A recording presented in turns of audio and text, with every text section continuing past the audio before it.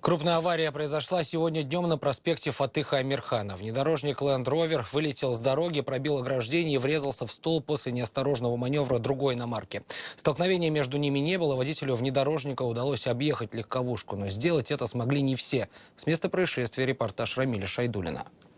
Она как бы подрезала, получается, вылетела на перерез.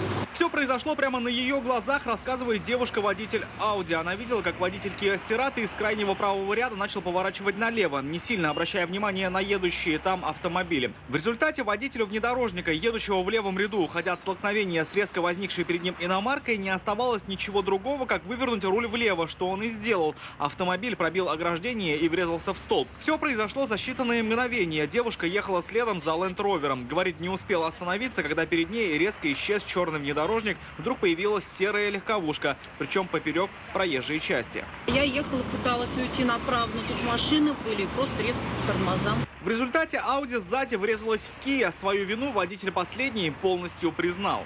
Он, виновник, признался? Водитель Kia рассказал, что действительно с третьего ряда перестраивался на крайнюю левую полосу, хотел развернуться. Его признание должно облегчить процесс разбирательств в автоинспекции. Рамиль Шайдуллин, Нафиса Минязова, Константин Бушуев. Вызов 112.